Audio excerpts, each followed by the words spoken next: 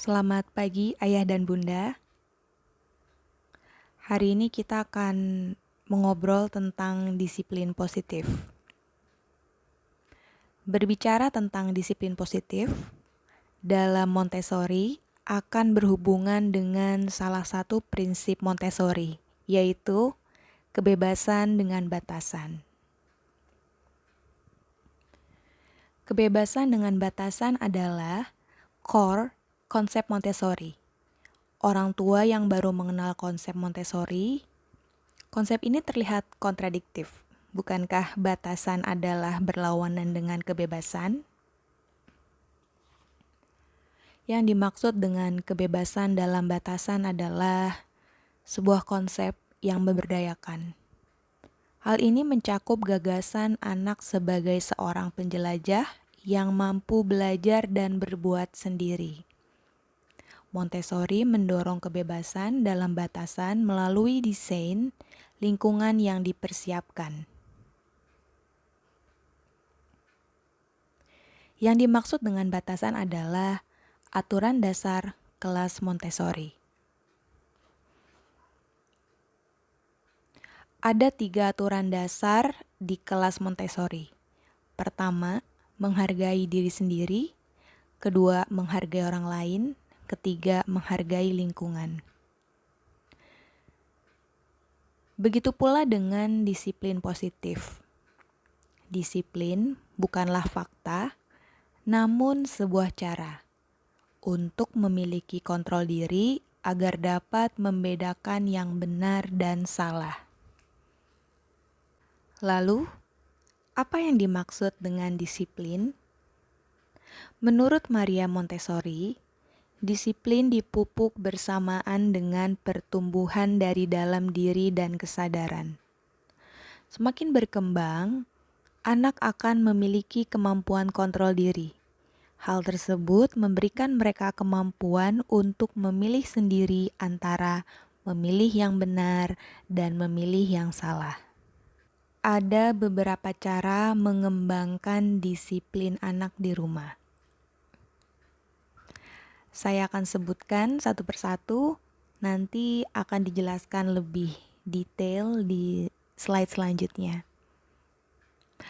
Pertama, tetap tenang dan tidak reaktif. Kedua, gunakan bahasa yang jelas dan ringkas. Ketiga, validasi perasaan anak. Keempat, kebebasan dengan pilihan terbatas. Kelima, biarkan anak tahu apa yang diharapkan. Keenam, tanpa suap, hukuman, dan hadiah. Tetap tenang dan tidak reaktif. Bayangkan kita berada di posisi anak-anak dan ingatkan mereka perilaku apa yang pantas. Contoh, jika anak bersikap agresif terhadap orang lain, beritahu ia bahwa fungsi tangan adalah digunakan untuk memegang, menggambar, dan membawa barang, bukan untuk meninju. Jangan menghukum mereka. Berikan penjelasan bahwa perilaku tersebut adalah perbuatan menyakiti orang lain dan itu tidak baik. Bersikap tenang selama menjelaskan, hal tersebut akan mengurangi kebutuhan mereka untuk melakukan perbuatan itu lagi. Gunakan bahasa yang jelas dan ringkas. Dengan menggunakan bahasa yang jelas dan ringkas, kita membantu anak memahami perilaku mana yang pantas. Anak-anak cenderung bereaksi lebih baik terhadap informasi yang jelas dan ringkas. Contohnya, kita bisa berkata kepada anak seperti ini. Jika kamu ingin keluar, kamu perlu memasukkan mainanmu ke rak. Setelah itu, kita bisa bermain di taman. Validasi perasaan anak. Menjadi seorang anak berarti membuat kesalahan dan merasakan seluruh emosi. Anak-anak menjadi frustasi ketika mereka tidak mengetahui alasan suatu hal. Hal-hal yang anak pikirkan ketika mereka frustasi dan bingung adalah kira-kira seperti ini. Mengapa aku tidak bisa bermain dengan mainan itu sekarang? Mengapa aku tidak bisa memutuskan untuk tidak sekolah? Mengapa aku tidak boleh berbicara saat makan? Anak-anak akan merasa bingung dan frustasi ketika mereka tidak mengetahui alasan suatu hal. Sebagai orang dewasa, kita dapat membantu anak mengatasi frustasinya dengan mengakui perasaan apa yang mereka rasakan. Beri mereka waktu untuk merasakan emosinya, lalu diskusikan alasannya setelah mereka tenang. Kebebasan dengan pilihan terbatas. Memulai dengan membuat pilihan yang sederhana adalah hal yang baik. Ketika anak-anak menjadi lebih percaya diri, kita dapat memberikan lebih banyak pilihan. Misal, ayah dan bunda bisa membatasi pilihan mainannya hanya pada 2 atau 3 mainan, bukan seluruh mainannya.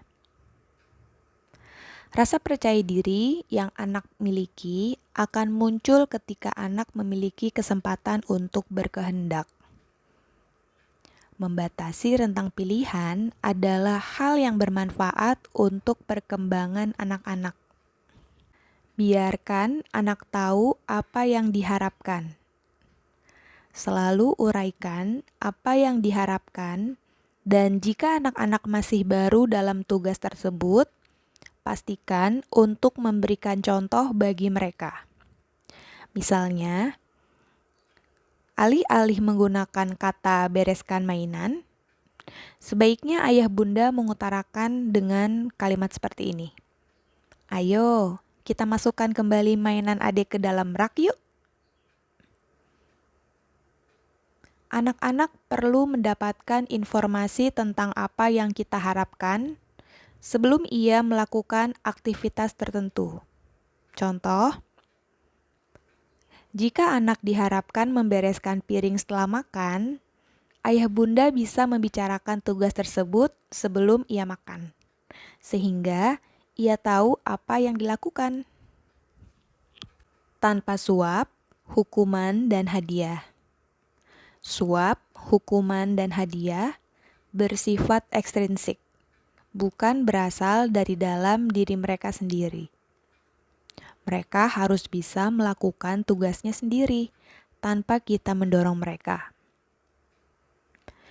Jika kita terus-menerus menyuap, memberikan hukuman, dan memberikan hadiah karena anak-anak melakukan atau tidak melakukan sesuatu, maka kita tidak memberikan mereka kesempatan untuk mengembangkan motivasi dari dalam diri mereka sendiri.